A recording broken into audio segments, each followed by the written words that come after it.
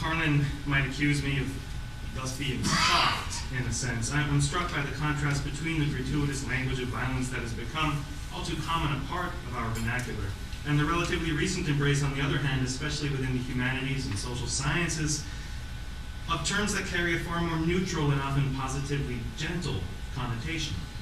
You've heard them before. Maybe, like me, you draw on such a vocabulary daily, perhaps even reflexively at this point, depending on how caught up in the disciplinary cipher you are. I'm thinking of words that do the opposite of combat, words that perform some verbal jujitsu, framing our endeavors and representing cultural practice in softer ways, permitting for flexibility and emphasizing positive, careful forms of engagement rather than violent opposition. Words like, and perhaps you'll help me add to what I find to be a still useful, if sometimes cliched and vague lexicon, words like engage, suggest, attend, affirm, a series of Latinate words as well, cultivate, facilitate, negotiate, nominate, animate. Also, stage. We stage conversations now, we stage conferences, we stage readings.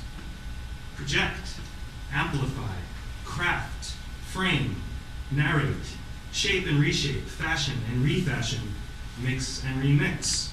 You'll note quite significantly, I think, and this didn't occur to me until after compiling such a list, that rather than drawing from the idioms of war or bureaucracy, many of these terms borrow directly, if often metaphorically, from the language of art and oratory, from the techniques we use to create and build and give emphasis. Indeed, as we're here to bear witness to, I think, it is art or cultural production more generally, including in some cases academic production, that so strikingly possesses the power to resensitize. Artists produce sensual forms, embed their ideas in oral, visual, textual, even conceptual vessels. Because of their sensuous properties, these forms are in turn embodied in various ways by onlookers, listeners, interlocutors, and co-participants.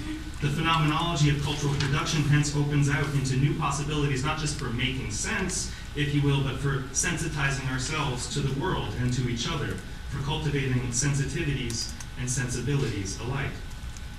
It does not escape me, even when preaching to the choir, that this valorization of artistic or cultural production may seem, to those with a different set of values, far-fetched, futile, feminine. It can seem like an odd area of investment at a moment when any number of serious conflicts could more easily occupy one's attention. Cultural theorist Paul Gilroy, who endorses a particular brand of agonistic politics, even as he calls for conviviality and hails the arrival of ordinary, unkempt, vernacular cosmopolitanism, also acknowledges that, quote, the desire to dwell convivially with difference can appear naive, trifling, or misplaced in the face of deepening global inequalities and conflicts over resources.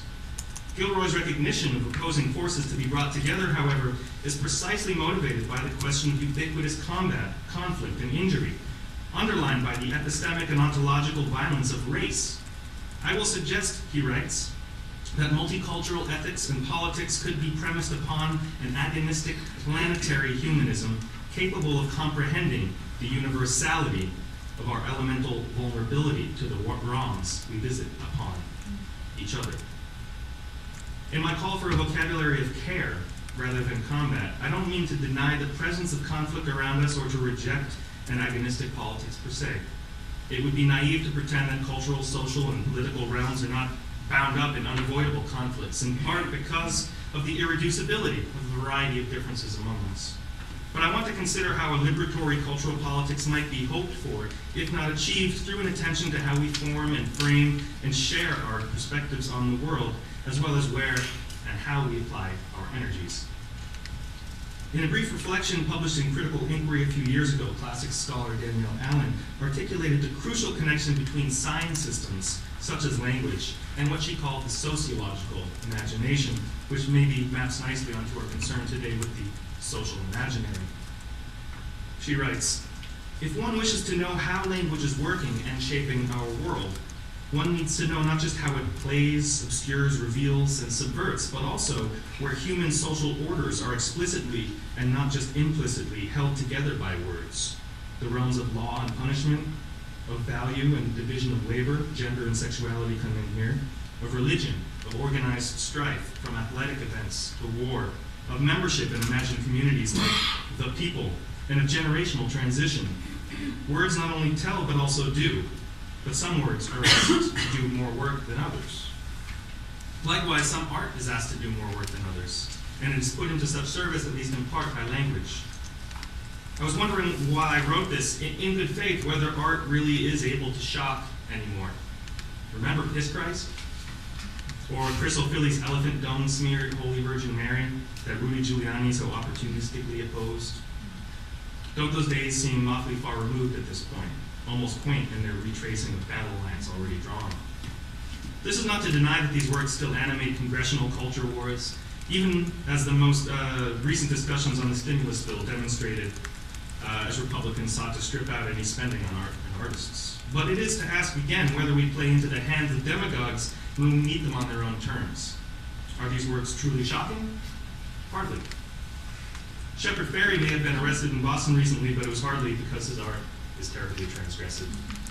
Indeed, it might be instructive to take Fairey, whose work I quite admire, as an example for a moment. If we frame his art as transgressive and viral, as many have, where does that leave us?